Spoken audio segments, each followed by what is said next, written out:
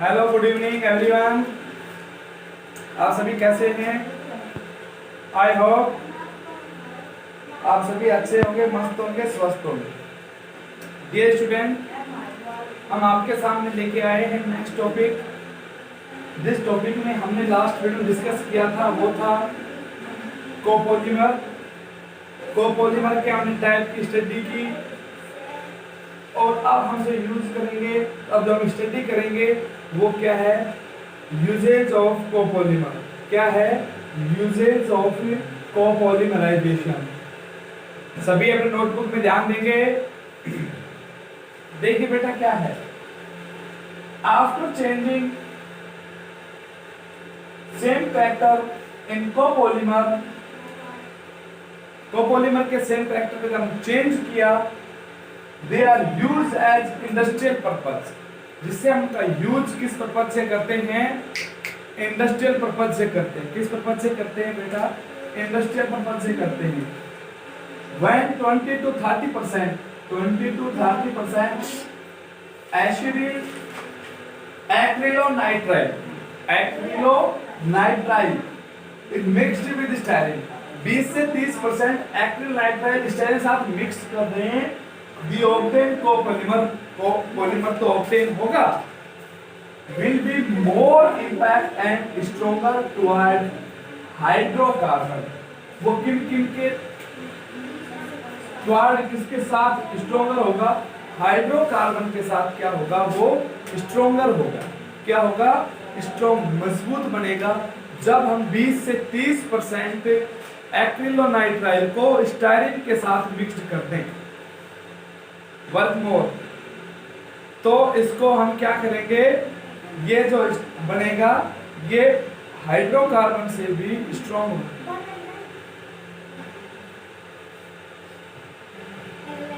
Next है copolymer of styrene and butadiene. Styrene और butadiene का जो कोपॉलीमर है, इन सिंथेटिक रबर, वो सभी क्या होते हैं? सिंथेटिक रबर होते हैं। सिंथेटिक रबर क्या होते हैं? जो मैन मेड होते हैं। क्या होते हैं बेटा? जो मैन मेड होते हैं वो सिंथेटिक होते हैं। और पेन कॉपी लेके बैठा करें आप तो अच्छा होगा, ताकि आपको अच्छे समझ में आएगा। और गुस्सा नहीं करना है, गुस्सा नहीं करना है, हंसते रहना है, मुस्कुराते रहना, पढ़ना है। मॉलिक्यूलर मास ऑफ पॉलीमर, जो पॉलीमर जो है उनका मॉलिक्यूलर मास हम कैसे निकालें? जैसे हमने उसमें एटॉमिक मास निकाले थे 11th में, और बोले तो मॉलिक्यूलर वेट भी फाइंड आउट किया था हमने। और अब हम क्या सीखेंगे? Molecular mass of polymer. देखिए बेटा, जैसे कि आपको वीडियो में दिख रहा होगा कि हमारा जो ये स्टार्टअप है ये बस अच्छा नहीं बन रहा है, लेकिन हम कोशिश कर रहे हैं आप लोगों को बेहतरीन से बेहतरीन देने की। मॉलिक्यूलर मास ऑफ पॉलीमर, कि पॉलीमर का मॉलिक्यूलर मास कैसे निकालेंगे? The molecular mass of polymerisation represented as average mass. जो पॉलीमर का जो मॉलिक्यूलर मास है उसको किससे रिप्रेजेंट करेंगे? एवरेज मास से। एंड कैन बी डिटरमाइंड, जिसे हम ज्ञात कर सकते हैं, by the following two way. दो तरीके हैं, इन दोनों तरीके से हम इनकी पॉलीमर का मॉलिक्यूलर मास निकाल सकते हैं। पॉलीमर का मॉलिक्यूलर मास निकालने के दो तरीके बताए गए हैं बेटा। दोनों तरीके कौन कौन से हैं? Number average molecular mass, number 2 weight average molecular mass. Number 1 क्या है? नंबर एवरेज मॉलिक्यूलर मास।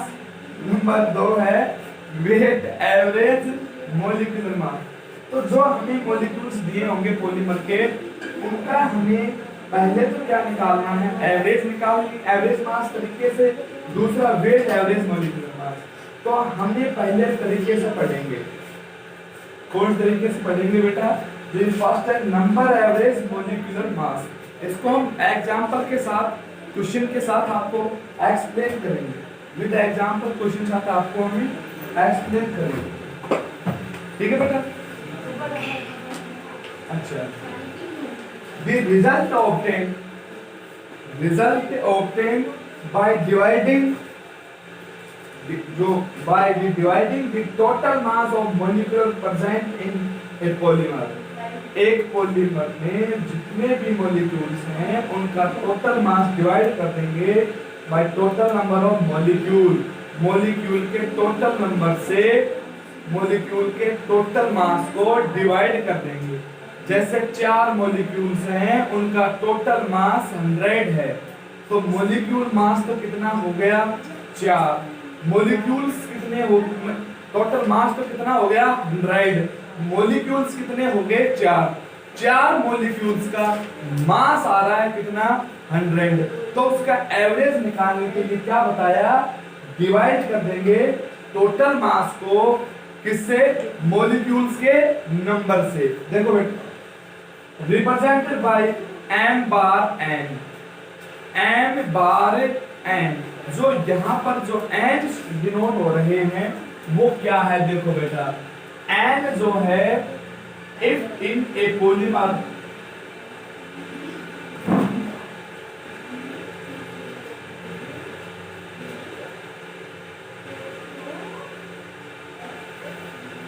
हाँ, जो यहाँ पर n जो बता रहे हैं हम, m तो क्या है मास है, और जो n है वो नंबर ऑफ पॉलीमर, क्या है मॉलिक्यूल्स, नंबर ऑफ मॉलिक्यूल्स, और m क्या है मास ऑफ मॉलिक्यूल्स। ठीक है बेटा, एवरेज निकालनी है तो उसको बार से डिनोट करते हैं।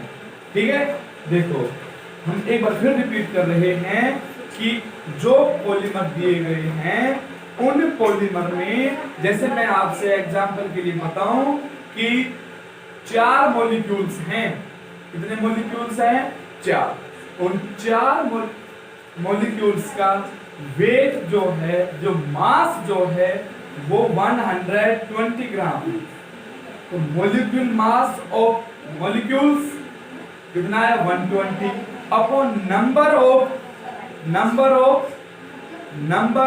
मॉलिक्यूल्स कितने हैं 4 मॉलिक्यूल्स का मॉलिक्यूल मास कितना है 120। ठीक है, तो उसका हम निकाल लेंगे एवरेज मॉलिक्यूल मास, डिनोट किससे करेंगे m बार n। देखो बेटा एग्जांपल के ऊपर देखो, if in a polymer there n1 molecules of molecular mass n1 molecules का, बेटा शांत रहो, n1 molecules का मोलर मास क्या है m1, n1 का मोलिक्यूल मास क्या है m1, n2 का मोलिक्यूल मास क्या है m2, n3 का मोलिक्यूल मास क्या है m3। इस प्रकार से हमने यहां पर आपके सामने 3 मॉलिक्यूल्स लेके तीनों मॉलिक्यूल्स के मॉलिक्यूल मास निकाल लिया, n1 का m1, n2 का m2, n3 का m3। अच्छा, टोटल मास ऑफ n1 का टोटल मास कैसे आइडेंटिफाई करेंगे, n1 मल्टीप्लाई m1, n2 का n2 मल्टीप्लाई m2, n3 का n3 अपॉन n3। अब हमें ऑल मॉलिक्यूल्स का टोटल मास निकालें, तो आपको पता है टोटल करने के लिए हम मैथमेटिक्स सिंबल सिग्मा का यूज करते हैं। इसे हम क्या बोलते हैं, सिग्मा बोलते हैं। क्या बोलते हैं, सिग्मा। अब इंग्लिश में क्या बोलते हैं तुम जान, क्या बोलते हैं, इस साइन को सिग्मा बोलते हैं। चलो अब देखो बेटा n1 m1, n2 m2, n3 m3, ये यहाँ पर total dash n infinite m infinite ni mi दिख रहा होगा आपको, तो n इनफिनाइट और m इनफिनाइट, तो इक्वल टू क्या हो जाएगा सिग्मा ni mi का मतलब क्या है कि वो कितने भी हो सकते हैं, एक हो सकते हैं, 2 3 4, कितने भी हो सकते हैं। ठीक है बेटा, इनफिनिट मतलब कितने भी हो सकते हैं। आज ये तो इनका निकल के आ गया। अब हम टोटल नंबर ऑफ मॉलिक्यूल्स के टोटल नंबर कैसे करें। आपको पता है कि N1 मॉलिक्यूल्स था, N2 मॉलिक्यूल्स था, N3 मॉलिक्यूल्स और N4, 4 मॉलिक्यूल्स थे। टोटल करने के लिए क्या करेंगे, इन चारों मॉलिक्यूल्स का हम क्या कर देंगे, ऐड कर देंगे। तो N1 plus N2 plus N3 plus N4 dash dash dash dash Ni किसके लिए आया है, इन्फिनिट के लिए आया है। किसके लिए आया है, इन्फिनिट के लिए, यानी कि वो कितने भी हो सकते हैं, जरूरी नहीं है कि वो 4 हो 6 हो, कितने भी हो सकते हैं। तो जब इनका टोटल करेंगे तो क्या आ जाएगा, सिग्मा Ni। क्या आ जाएगा बेटा, सिग्मा Ni आ जाएगा। क्या आ जाएगा, सिग्मा Ni। देखो यहाँ पर टोटल में दिख रहा होगा आपको, और यहाँ पर इनका टोटल क्या, सिग्मा Ni, इसका टोटल किया सिग्मा Ni। अब एवरेज निकालने के लिए हम क्या करते हैं, सिग्मा Ni में किसका डिवाइड कर देंगे, सिग्मा Ni का। किसका डिवाइडेशन कर देंगे, सिग्मा Ni में किसका डिवाइडेशन कर देंगे, सिग्मा Ni का। बस ठीक है। अच्छा, अब जो हम आगे चलते हैं, total number of all the molecules, ये हो गया। 10 नंबर एवरेज मॉलिक्यूलर मास। मॉलिक्यूलर मास का क्या है, अपन क्या निकालना है, एवरेज निकालनी है। एवरेज निकालने के लिए हमने आपको बताया सिग्मा m बार n बताया। तो एवरेज निकालने के लिए हमने आपको फिर बताया था कि total number of molecule mass, molecule mass में किसका डिवाइड कर देंगे, number of molecules, number of molecules उसका डिवाइड कर देंगे। अब यहाँ पर N1 M1 plus N2 M2 plus N3 M3 dot dot dot dot Ni Mi।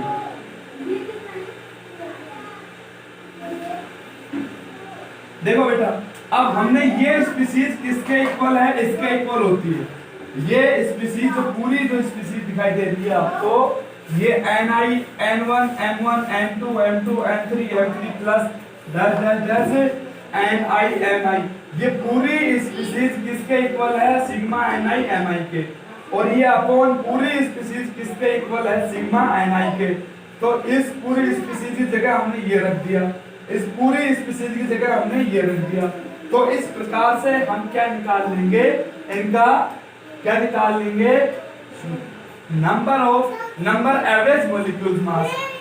Number average molecules मास का हम फाइंड आउट कर देंगे। The number average molecule mass is determined by colligative property। colligative property से भी इसको determine कर सकते हैं, जिसको हमें ऑस्मोटिक प्रेशर मेजरमेंट बोलते हैं।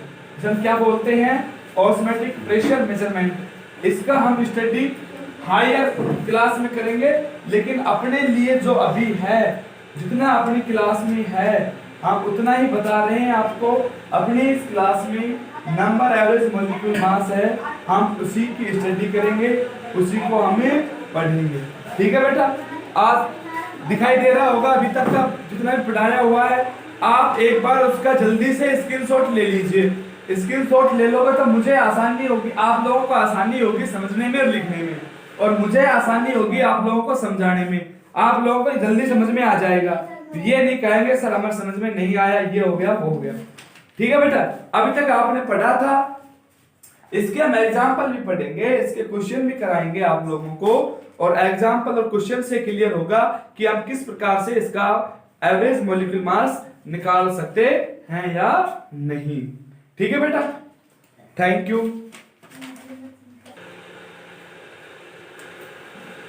देखा बेटा, आपके सामने क्वेश्चन दिख रहा होगा आप लोगों को। क्वेश्चन क्या है, if in a polymer sample 30 molecules, एक पॉलीमर का सैंपल है जिसमें 30 मॉलिक्यूल्स जिनका मॉलिक्यूलर मास दिया हुआ है 20,000। कितना दिया हुआ है, 20,000, और 40 molecules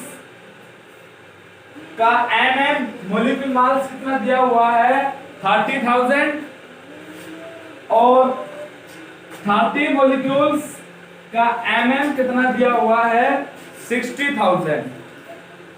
N1 N1 N2 N2 N1 M1 N2 M2 N3 M3 M bar N is equal to ना आया समझ में आएगा। n1 कितना है यहां पर देखो,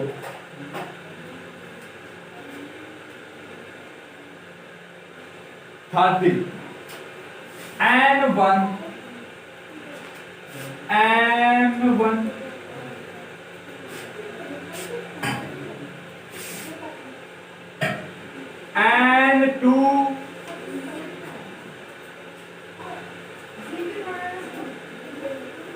m2 next n3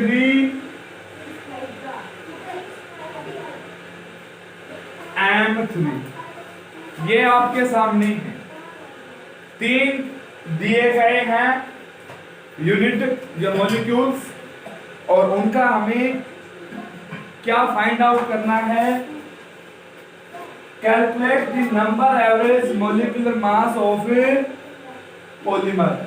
जो ये पॉलीमर दिए गए हैं, जो दिया है पॉलीमर की ये मोनोमर यूनिट है, मॉलिक्यूल 30, 40 और 30 है क्या,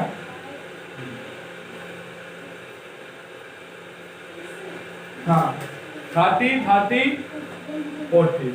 देखिए बेटा आपको पता है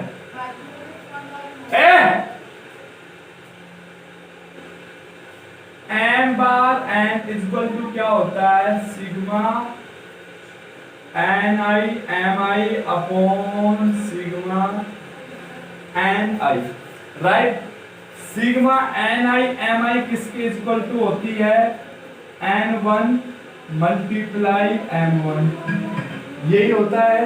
बाद में क्या होता है, plus n2 multiply m2 plus n3 multiply m3 upon n1 plus n2 plus n3। ध्यान से देखो इस चीज को, n1 m1 n2 m2 n3 m3 n1 plus n2 plus n3। देखो बेटा ये आपके सामने फॉर्मूला पुट कर दिया हमने। अब हम देखेंगे n1 कितना है, n1 दिया हुआ है 30 इनटू m1 कितना हुआ है 20,000 प्लस n2 कितना है, n2 है 40, n2 कितना है 40, दिख तो रहा है सभी को, हाँ। देखो दोबारा से देखिएगा इस चीज को, m bar n find out करने का फॉर्मूला क्या है कि ये जो m बार n किसके इक्वल होता है, sigma ni mi upon sigma ni के इक्वल होता है, राइट। अब सिग्मा ni mi किसके इक्वल होती है, सिग्मा ni mi इक्वल होती है n1 m1 plus n2 m2 plus n3 m3 dash dash dash dash ni mi। इन्हीं को कितने भी हो सकते हैं, जितने होंगे उतने ही हम इसमें पुट कर देंगे।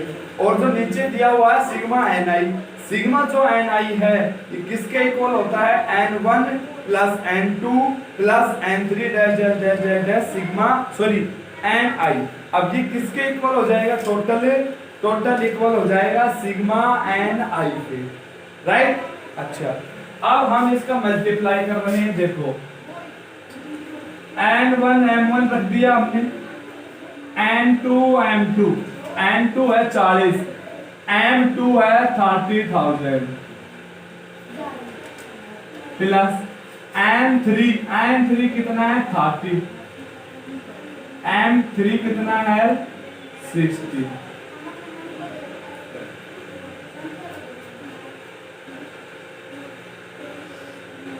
n1 n2 और n3 का ऐड कर देंगे, n1 30, n2 भी 30, सॉरी n2 40 और n3 30। देखो बेटा हमने सभी की वैल्यू रखी है यहाँ पर अभी, और इन वैल्यू रखने के बाद हम आगे इसको सोल्व करेंगे। अब इन दोनों का मल्टीप्लाई किया,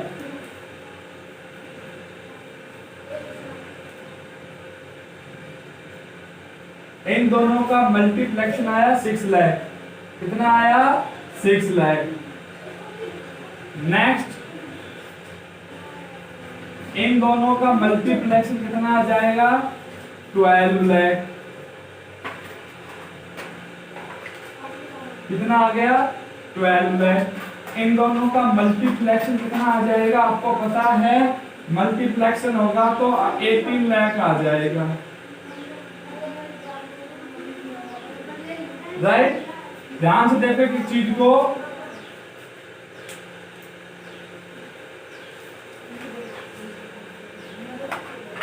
दिखा 18 लाख, 12 लाख और 6 लाख अपॉन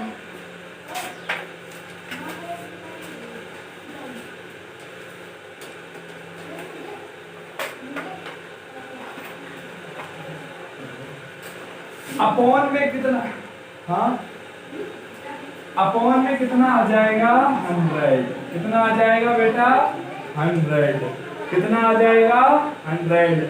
30 40 70 70 30 100 हो गए। ठीक है, बिल्कुल आराम से पढ़ो, बिल्कुल आराम से। ठीक है, 18 12 30 और 6 36 लाख हो जाएगा।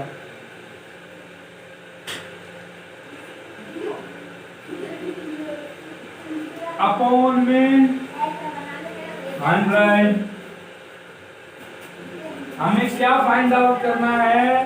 कैलकुलेशन करनी है किसकी? Number average molecule mass of polymer. Polymer का नंबर एवरेज मॉलिक्यूल मास आपको अपन को फाइंड आउट करना है। अब सिंपल सा, बिल्कुल सिंपल सा है, ये 2 जीरो से ये 2 जीरो कट जाएगी तो m बार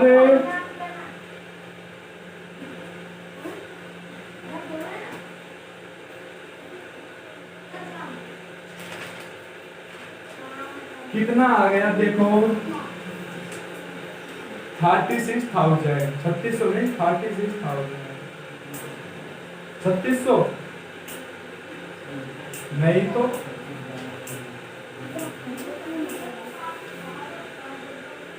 2 जीरो कटिए, 1 2 3 तो बच गई।